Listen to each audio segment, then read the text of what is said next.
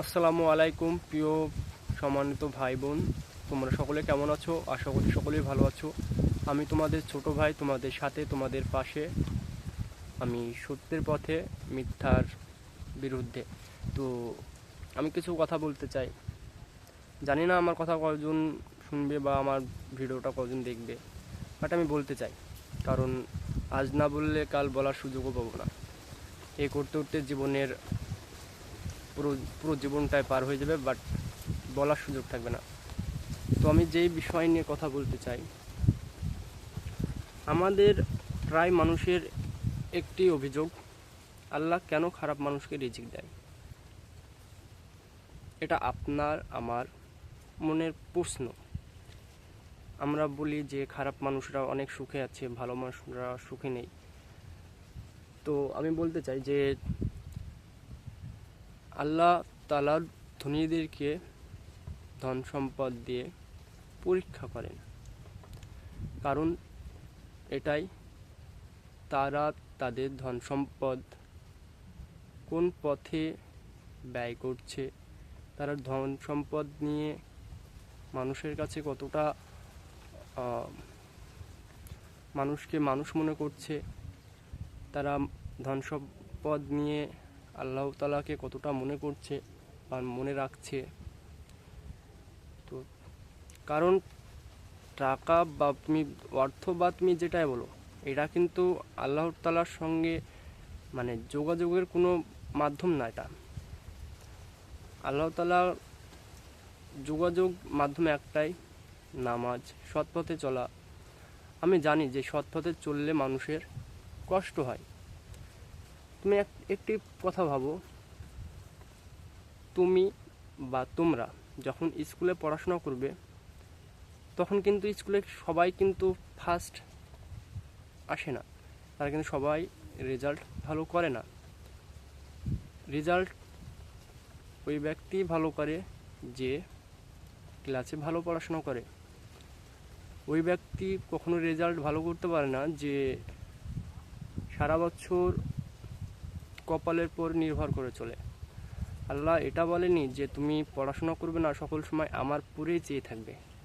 এমন এমন কিছু আছে যেগুলো আল্লাহ তোমাকে তার জন্য জ্ঞান দিয়েছে, সেগুলো তোমাকে খাটিয়ে তোমার আগের জীবন সুন্দর করতে হবে। তো গরিব মানুষকেও সেমনটাই, কারণ গরিব মানুষকে কষ্ট দিয়ে দেখে। কারণ আমার বান্দারা আমার পরীক্ষা পাশ করতে পারছে কি পারছে না। তোমাকে যদি দুনিয়ার সকল অর্থ দিই, সাপোজ তোমাকে যদি দুনিয়ার সকল অর্থ দিই, তাহলে তুমি কখনোই কষ্ট বুঝবে না। কষ্ট কি জিনিস, জীবন কি, বাস্তব কি, কখনো তুমি বুঝবে না। যখন তুমি সৎ পথে চলবে, মানুষের প্রতি জুলুম করবে না, তুমি বাস্তব শিখবে, তখন তোমার কখনোই অভিযোগ থাকবে না আল্লাহর উপরে। তো মানে যে টাকা না থাকলে যে মানুষকে দারিদ্রতা যে মানুষকে কাফেরের দিকে ধাবিত করে, এটা পুরোপুরি ভুল।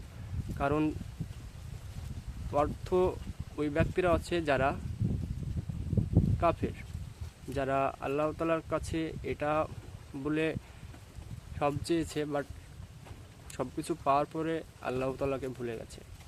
তো অর্থর মানে এটা না যে তুমি অর্থ থাকলে আল্লাহর সঙ্গে তোমার সম্পর্ক থাকবে।